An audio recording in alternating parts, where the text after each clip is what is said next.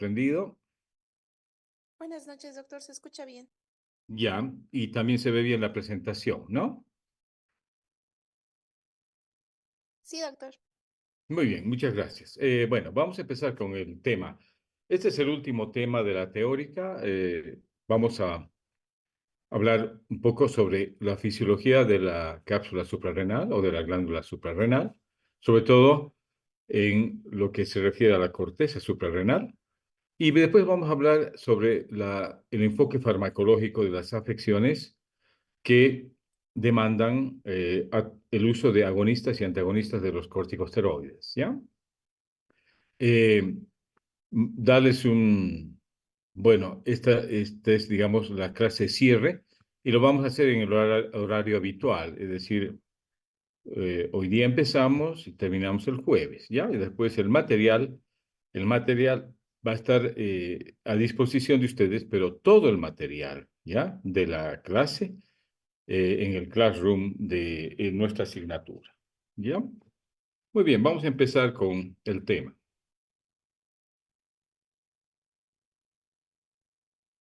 Muy bien, ¿cuáles son los objetivos de este capítulo? Para que ustedes sepan, primero vamos a describir cuál es el patrón fisiológico circadiano de la secreción hormonal.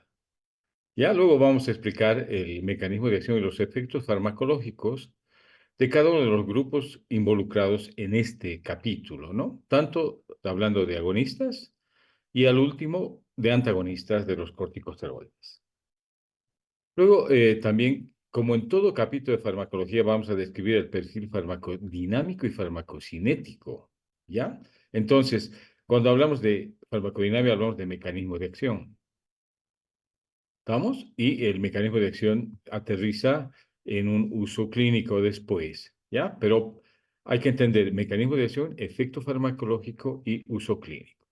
Después vamos a ver los aspectos farmacocinéticos más importantes, ¿ya? De aquellos grupos farmacológicos efectivos para diferentes aplicaciones. Luego vamos a ver qué criterio se utiliza para individualizar la farmacoterapia. Hemos visto de que no es solamente hablar de estándares de uso o protocolos de uso de medicamentos, sino también es importante considerar la individualización de la farmacoterapia. Una cosa es tratar una embarazada, otra cosa es tratar un niño, otra cosa es tratar un adulto portador de muchas patologías. Entonces, estos parámetros vamos a tratar de explicarlos en sus rasgos más importantes, ¿ya? Luego vamos a ver qué usos clínicos principales tienen tanto los agonistas como los antagonistas de los corticosteroides. Y finalmente vamos a hablar un poco sobre los efectos adversos e interacciones medicamentosas, ¿ya? Estos fármacos sí tienen efectos adversos, por lo que ha limitado mucho el uso clínico de los mismos, ¿ya? Muy bien. Empezamos, ¿ya? Vamos a ver en el aspecto general. Los corticoides son una variedad de hormonas que pertenecen a este grupo, ¿ya? De esteroides y derivados. Estos corticosteroides son producidos por la corteza de una glándula llamada suprarrenal y se sintetizan todos a partir de una molécula que conocemos todos, se llama colesterol, ¿ya? Estos corticosteroides están implicados en una variedad de mecanismos, ¿ya? Es decir, tienen múltiples acciones, tanto fisiológicas como metabólicas, como catabólicas, y obviamente influyen mucho en el aspecto metabólico, sobre todo en el metabolismo de lípidos, carbohidratos y proteínas, ¿ya? En la parte de corticosteroides hay gluco y mineralocorticoides, por lo tanto también tienen un espectro de acción en el equilibrio hidroelectrolítico, ¿ya? Por lo tanto, no solamente participa en el metabolismo de carbohidratos, lípidos y proteínas, sino también tiene que ver con el equilibrio hidroelectrolítico. Y esto vamos a ver después a quién se atribuye. ¿Estamos? En general, el mantenimiento de funciones de aparatos y sistemas también está regulado por los corticosteroides, ¿no? Tanto el aparato endocrinológico, el sistema nervioso, los riñones, el sistema inmunitario, el aparato cardiovascular, ¿ya? Y también le dan al organismo la capacidad de resistir estímulos nocivos, ¿ya? Ante la agresión medioambiental o cambios en el estado de salud de las personas, ¿ya? Sobre todo en politraumatismo. Entonces, le confieren al organismo capacidad de resistir situaciones adversas. Muy bien. Fíjate, ¿quién regula la secreción? Un eje llamado hipotálamo hipoficiario cortical, ¿ya? Es un mecanismo de retroalimentación negativa.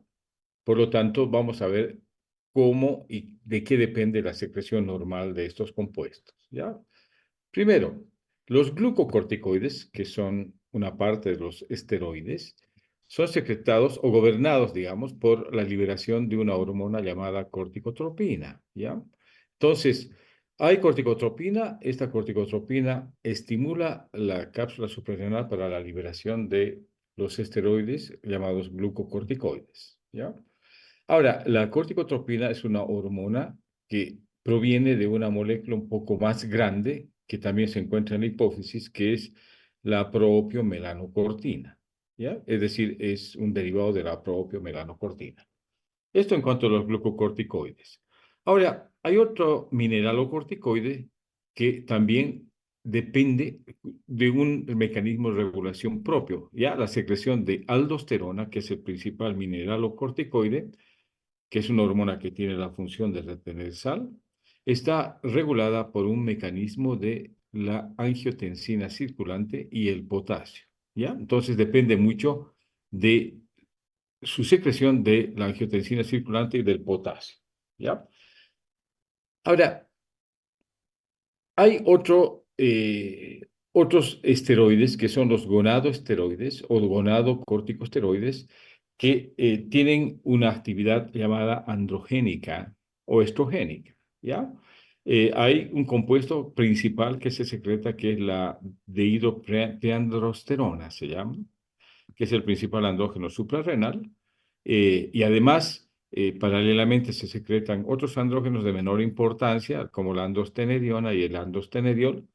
Esto depende, ¿no? Esta secreción depende también, ¿no es cierto?, de un mecanismo de regulación que depende de la ACTH o la adenocorticotropina, ¿ya?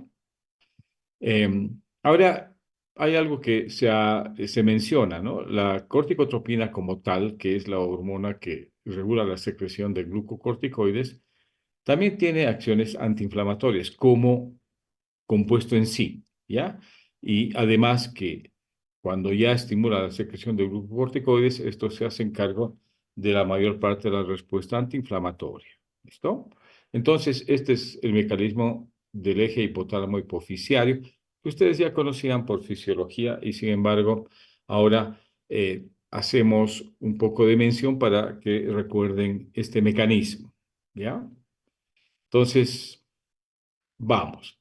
Aquí está esta diapositiva, nos va a ayudar un poco a identificar, ¿no es cierto?, la anatomía y la función de la corteza suprarrenal, ¿ya? Y vamos a ver, tratar de correlacionar qué pasa con algunos síndromes que se establecen cuando hay hiper o hipofunción de esta corteza, ¿ya? Esta corteza suprarrenal tiene tres zonas bien diferenciadas, ¿ya? Una zona llamada glomerular, que representa el 15% de la glándula.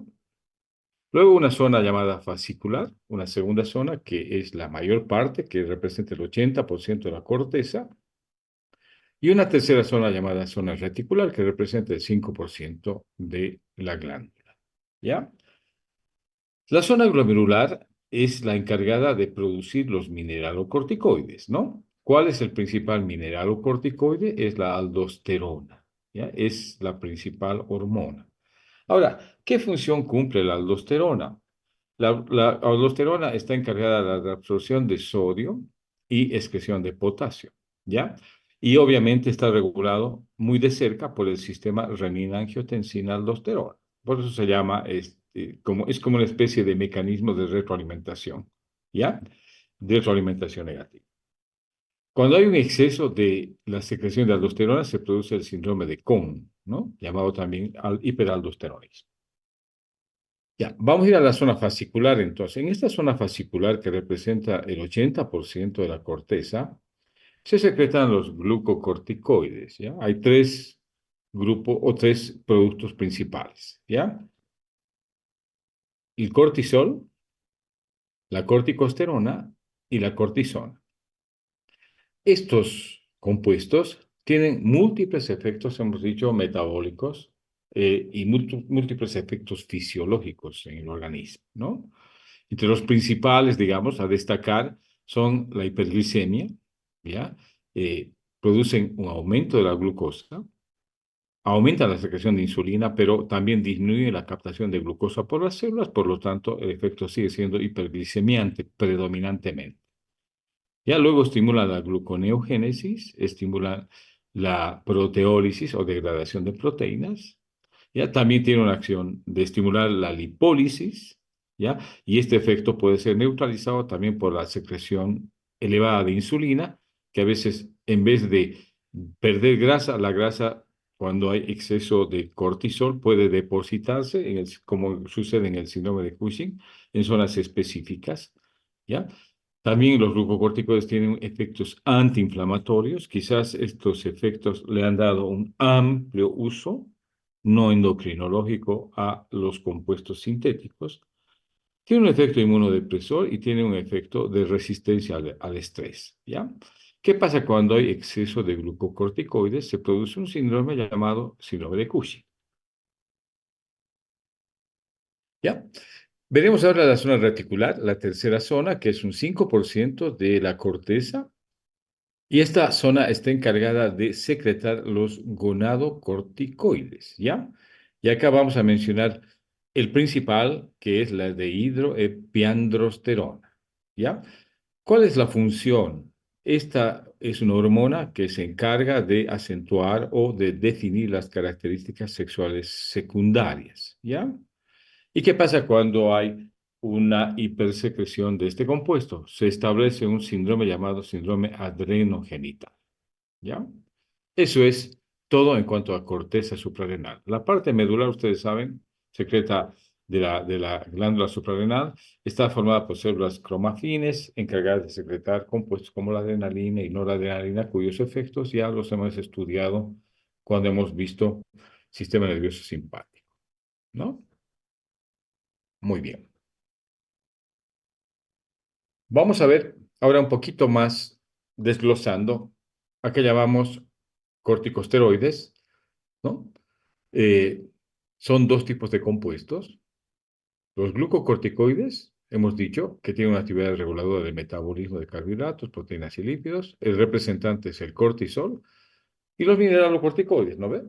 Que son compuestos que participan en la regulación de electrolitos. El principal mineralocorticoide es la aldosterona.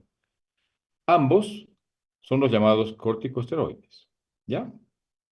Eh, Se sintetizan a partir del colesterol. Y un segundo grupo, que son los andrógenos, que hemos visto que se forman en la zona reticular, y este compuesto, que es el principal, la dehidroepiandrosterona, y además estos otros dos, como la androstenediona y el andostenediol, constituyen los principales andrógenos, ¿ya? Esto adquiere importancia, estos compuestos andrógenos, cuando la mujer, por ejemplo, está atravesando o atravesaron ya la menopausia, ¿ya? Entonces, estos son los principales precursores de estrógenos, tanto la dehidroepiandrosterona, la androstenediona y el andostenediol, ¿ya? Son precursores de estrógenos en mujeres posmenopáusicas y en jóvenes que tienen deficiencia ovárica. Muy bien. Vamos a ver un poquito. Cuando hay deficiencia, ¿qué pasa, no ve? Es decir, cuando las hormonas adrenocorticales están deficientes, ¿ya? Se establecen un síndrome que es el síndrome de insuficiencia suprarrenal agudo, que vamos a verlo después, y un síndrome de insuficiencia suprarrenal crónico, que es la enfermedad de Addison, ¿ya? Eh, Hemos dicho también que la producción en exceso causa el síndrome de Cushing, ¿ya? Y estos tienen, los glucocorticoides sintéticos también tienen otras aplicaciones que vamos a ver después, le dan un uso clínico no muy amplio en el aspecto endocrinológico, pero sí por su efecto antiinflamatorio e inmunosupresor, le da un uso amplio en aparatos y sistemas, tal es así que a veces se abusa de estos fármacos, ¿ya? Por su efecto antiinflamatorio y de controlar la inmunidad y en el aspecto hematológico también tienen una gran influencia. Muy bien, veremos ahora los glucocorticoides naturales, el compuesto F, el principal glucocorticoide es el cortisol, ¿ya? También llamado hidrocortisona. Veremos un poco el aspecto farmacocinético del cortisol, ¿ya? Normalmente en un adulto se secreta esta cantidad de 5 a 25 microgramos, ¿ya? Esto es en ausencia de estrés. Puede aumentar si hay presencia de estrés, ¿ya? Esta secreción sigue un ritmo circadiano, tiene un ritmo muy elevado en la mañana y también tiene picos de subida en las comidas, ¿ya?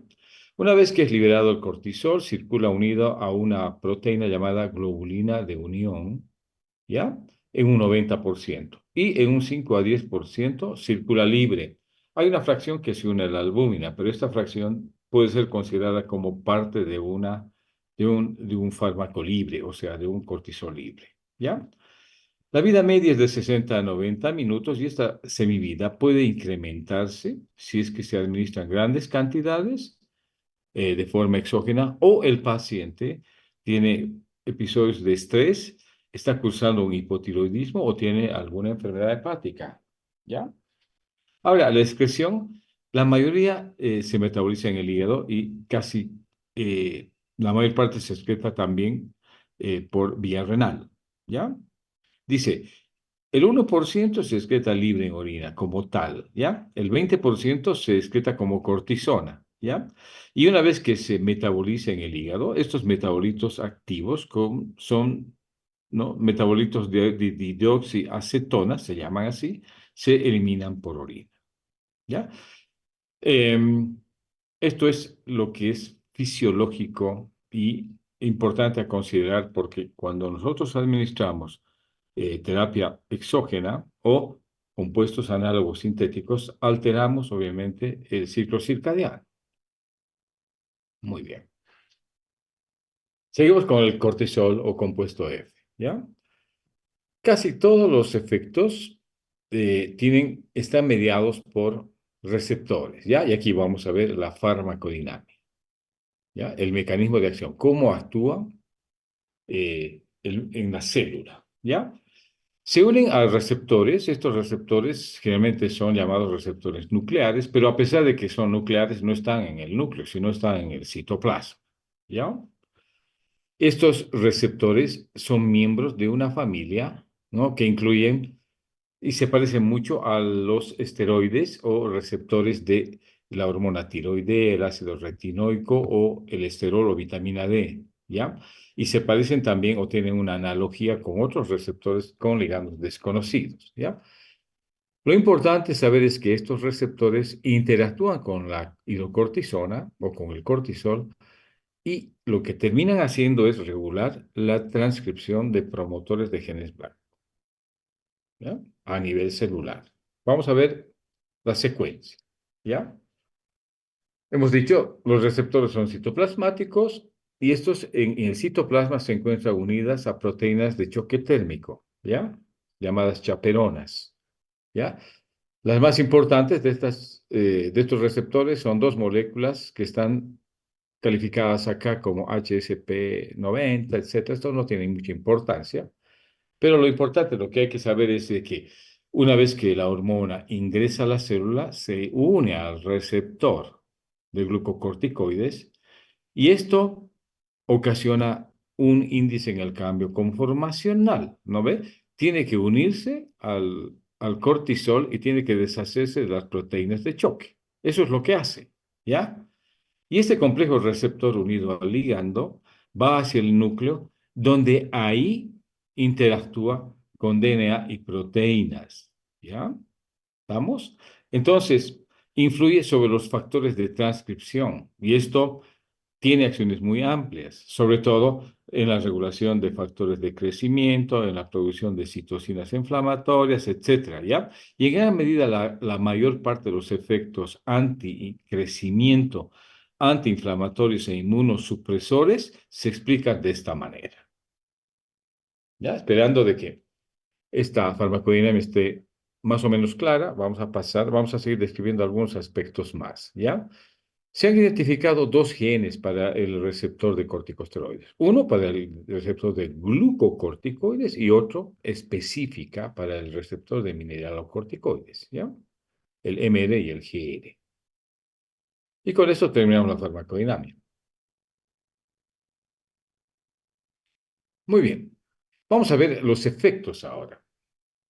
Los efectos de los glucocorticoides se traducen en aparatos y sistemas, ¿ya? Y tenemos primero, y vamos a tratar de dividirlos en efectos metabólicos, luego efectos catabólicos, luego vamos a ver efectos fisiológicos. Primero, los efectos metabólicos, ¿ya? Tiene que ver mucho la presencia de glucocorticoides con el metabolismo de carbohidratos, grasas y proteínas, ¿ya? ¿Por qué? Porque estos compuestos, los glucocorticoides, estimulan la gluconeogénesis, ¿ya? Estimulando también, fíjese, incrementando también las concentraciones de liberación de insulina. Es decir, interesante, ¿no ve? Estimula la gluconeogénesis y la síntesis de glucógeno ayuno, ¿ya? Al mismo tiempo, aumentan las concentraciones séricas de la glucosa y también promueven la liberación de insulina, ¿no ve? Pero como también estos inhiben la captación de glucosa, entonces la tendencia es a producir hiperglicemia. ¿Listo? ¿Ya? También tienen acción lipolítica, ¿no ve? ¿Por qué? Porque incrementan la liberación de aminoácidos porque hay catabolismo muscular, promueven el catabolismo muscular, ¿ya? Otro efecto metabólico es que estimulan la lipasa sensible y de este modo estimulan la lipólisis. Pero les dije, a esto también se revierte a veces por la presencia de un aumento de insulina circulante, ¿ya? Que hace de que en vez de que haya lipólisis se acumule el exceso de glucosa como grasa y haya depósitos de grasa, como sucede en el síndrome de Cushing, en la nuca, encima, la parte, digamos, encima de los hombros y en la facies, ¿no? Lo que le da al paciente que tiene Cushing una facies característica, ¿no? De Cushing. Cara de luna llena, ¿no? Con joroba de ojiva de búfalo y grasa en el cuello, ¿ya? Entonces, esto se explica de esta manera, ¿no ve? Porque si bien son lipolíticos, eh, aumenta el depósito de grasa neto por exceso de glucocorticoides a nivel sistémico, ¿ya? Y no solamente eso, digamos, que aumenta el depósito de grasa, sino que también hay mayor presencia en circulación de glicerol y de ácidos grasos, ¿ya? Eh, en fin, todo lo que producen los glucocorticoides a nivel orgánico tiene que ver con la protección del funcionamiento cerebral. O sea, todo lo que hacen es promover el suministro adecuado de glucosa al cerebro para que éste funcione. ¿Ya? Esos son los efectos metabólicos. Vamos a ver estos otros efectos que son catabólicos y antianabólicos. ¿Ya? Muy bien. Tienen efectos, miren, por ejemplo, entre los efectos catabólicos, ¿ya? Y antianabólicos, obviamente, se ve en el tejido linfático, sobre todo, el tejido conectivo, los músculos, en la grasa periférica y en la piel, ¿ya? Por ejemplo, cuando hay concentraciones elevadas de glucocorticoides, hay disminución de la masa muscular y adelgazamiento de la piel, ¿ya? A nivel óseo interfieren con el depósito de calcio y obviamente promueven la osteoporosis. Esta es una complicación a largo plazo que obviamente no es recomendable en pacientes de edad avanzada, ¿no ve? Ahora, en los niños, el uso de glucocorticoides reduce el crecimiento, es un efecto también antianabólico, ¿ya? Ahora, esto se puede contrarrestar, digamos, cuando se administra hormona de crecimiento, pero, como te digo, especialmente el tratamiento, si va a ser necesario, hay que hacerlo por cortos periodos de tiempo y así evitar el uso de la hormona del crecimiento, porque no es recomendable utilizar esta hormona en dosis altas, sobre todo, ¿no? ¿Ya? Seguimos con los efectos anabólicos y antianabólicos. Bueno, ya hemos terminado con esto y vamos a ir a los efectos antiinflamatorios e inmunosupresores.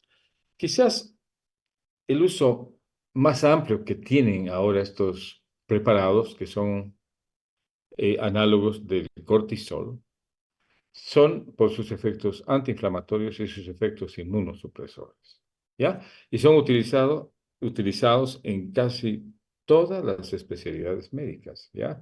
Traumatología, reumatología, en fin, la especialidad que ustedes imaginen, utilizan eh, glucocorticoides por sus efectos antiinflamatorios e inmunosupresores, ¿ya? ¿Por qué razón? Porque estos reducen drásticamente todo lo que es inflamación, ¿ya? Nosotros sabemos que la inflamación tiene un gran componente de eh, liberación de citoquinas y quimiosinas antiinflamatorias, o perdón, quimiosinas inflamatorias, ¿no ven?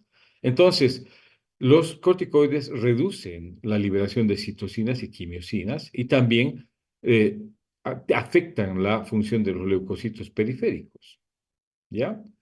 Entonces, gran efecto antiinflamatorio, ¿ya?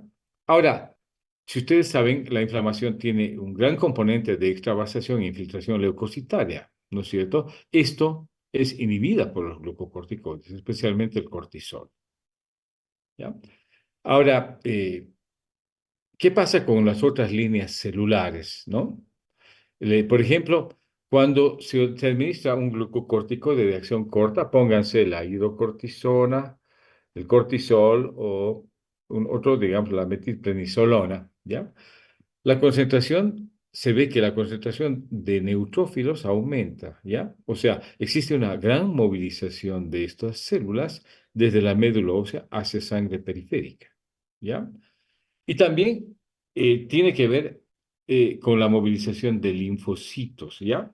O sea, paradójicamente, si hay un aumento de neutrófilos en sangre circulante, hay una disminución notable de linfocitos, sobre todo células T y B, de monocitos, eosinófilos y basófilos, ¿ya? Estos son captados por el tejido linfático en presencia de los glucocorticoides, ¿ya?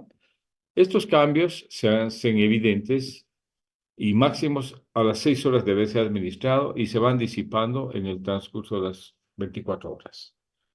¿Ya? Estos son los rasgos más importantes de los efectos antiinflamatorios e inmunosupresores de los glucocorticoides. Esto tenemos que saberlo muy bien porque obviamente estos a veces son fármacos que acompañan a diferentes tipos de terapia que cursan con inflamación. Ustedes saben de que hay una gran cantidad de patologías que cursan con inflamación y requieren de inmunosupresión también. ¿Ya? Seguimos los efectos antiinflamatorios e inmunosupresores. Eh, También se ha visto que el cortisol inhibe la función de los macrófagos tisulares, ¿ya? Obviamente, esto es no solamente en la función de capacidad de fagocitar, ¿no?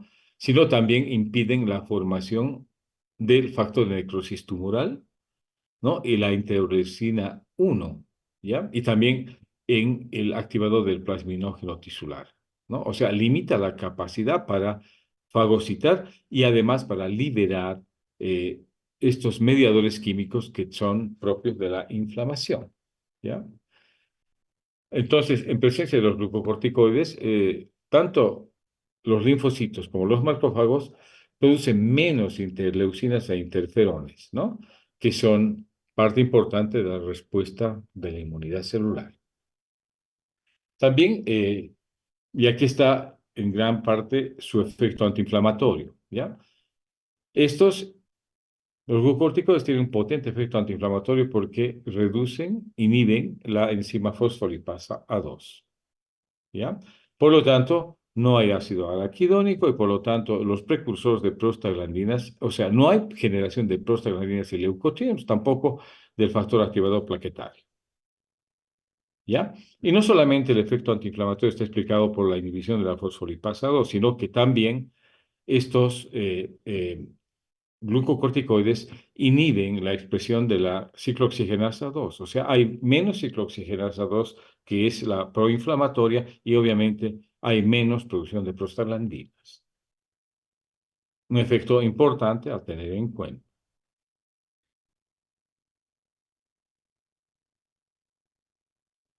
Muy bien, seguimos con los efectos antiinflamatorios, ¿no?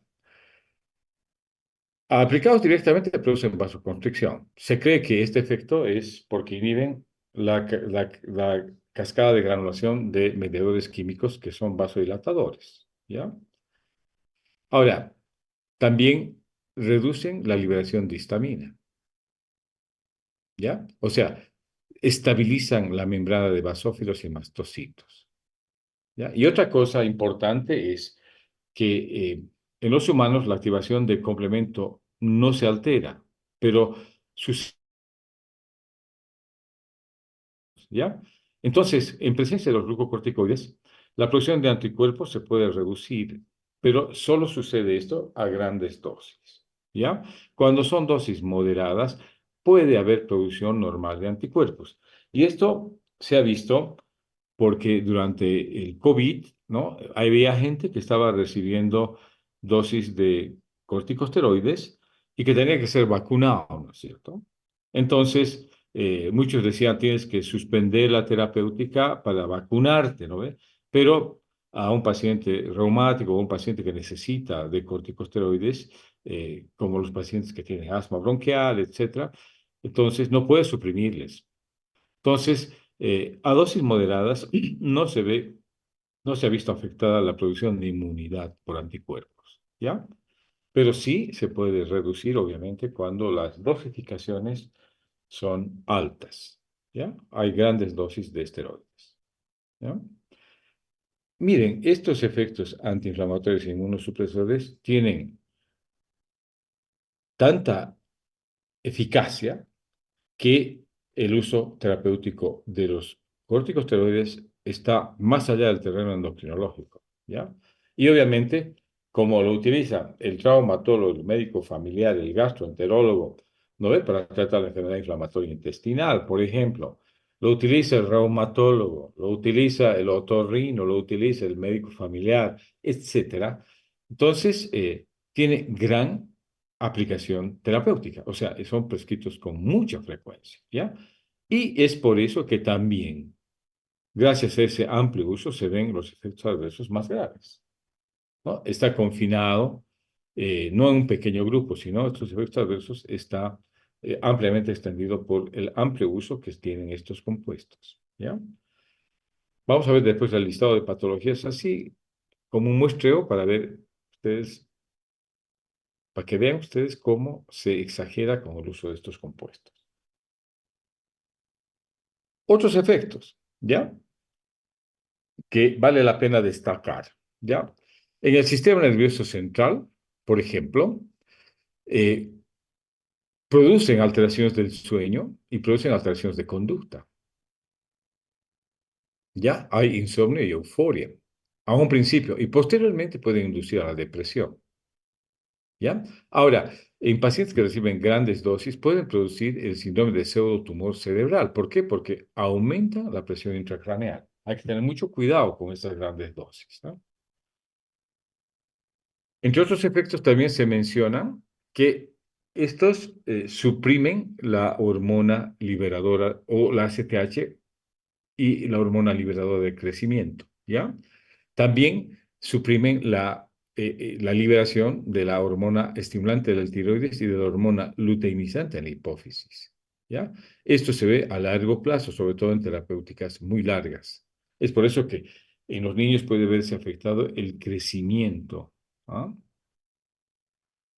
Ahora, Como un efecto adverso muy frecuente es la úlcera péptica. Grandes dosis de glucocorticoides son ulcerógenos, ¿ya? O sea, promueven el desarrollo de úlcera péptica, especialmente porque bajan la inmunidad, o sea, la respuesta inmunitaria, los factores de defensa disminuyen a tal punto que el helicobacter coloniza frecuentemente y produce úlcera péptica,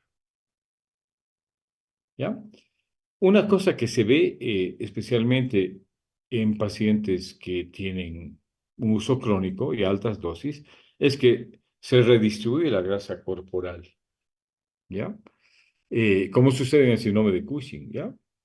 Hemos dicho, hay un incremento notable de la grasa visceral, la cara está de luna llena, la nuca y la parte supraclavicular tienen como una jiba, o sea, por depósito excesivo de grasa, y obviamente esto es típico de un síndrome de Cushing y la piel además está muy adelgazada. El síndrome de Cushing puede ser producido más frecuentemente por un exceso de dosificación y por tiempo prolongado con estos compuestos. ¿Ya? Otra cosa es que impiden la absorción de calcio porque antagonizan el efecto de la vitamina D. Por lo tanto, producen osteoporosis. ¿Ya? Ahora, también se usan en hematología los corticosteroides, ¿ya? ¿Por qué? Porque tienen efecto muy importante a nivel hematopoyético, porque aumentan no solamente la cantidad de plaquetas, sino también incrementan la cantidad de glóbulos rojos en sangre circulante.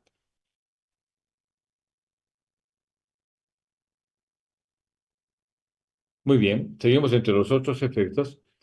Eh, ¿Qué pasa cuando, perdón,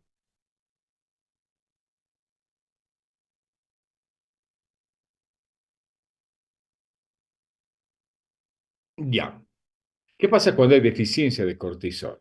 ¿Ya? Esto produce un deterioro en la función renal, ¿ya? Por lo tanto, hay una disminución de la capacidad de excretar la carga de agua y puede haber retención de líquido, ¿ya? Ahora, es importante considerar que los glucocorticoides tienen efecto muy importante en la maduración pulmonar del feto, ¿ya? Por lo tanto, en toda amenaza de parto prematuro debe precaverse o prevenirse esto porque se puede establecer, si no se hace un tratamiento, el síndrome de dificultad respiratoria del recién nacido, especialmente del prematuro, por ausencia de surfactante, ¿no? Se dice que el cortisol es importante en la producción de este material eh, tensoactivo, ¿no? Que es el surfactante y que promueve la expansibilidad de los pulmones, ¿no? Entonces, hay que tener en cuenta que tienen un efecto importante en la maduración pulmonar en el feto. ¿Ya? Y esto que es una novedad y hay que tener muy en cuenta entre los otros efectos, ¿ya? En fecha reciente se ha investigado de que estos glucocorticoides tienen efecto directo sobre la llamada regulación epigenética, ¿ya? Esto sobre todo cuando la madre durante el embarazo ha recibido altas dosis o los niños recién nacidos reciben también altas dosis. Esto deja huella, ¿ya? A largo plazo, ¿ya?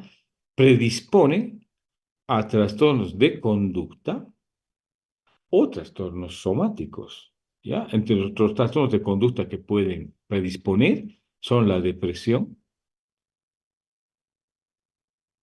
y entre los somáticos la llamada obesidad y el síndrome metabólico. Entonces, hay una importante influencia de estos compuestos en el establecimiento de estas alteraciones. ¿Ya? Muy bien, yo pienso que podemos quedar acá, continuamos mañana, ¿ya? Si hay alguna pregunta, obviamente la respondemos. Son 20 alumnos, ¿va? Bueno, no es una gran cantidad, llama la atención, ¿no? De que los docentes demos clases para tan poquitos, pero esto sucede en primero, segundo, tercer y cuarto año. Yo no digo, no es que esté bien, está muy mal, ¿verdad? Pero de todas maneras, los que vienen son los que tienen interés, ¿ya? ¿Alguna pregunta? No. Entonces, nos vemos mañana. Eh, continuamos mañana. ¿Listo? Un gusto. Hasta luego. Muchísimas gracias, doctor. Hasta luego. Hasta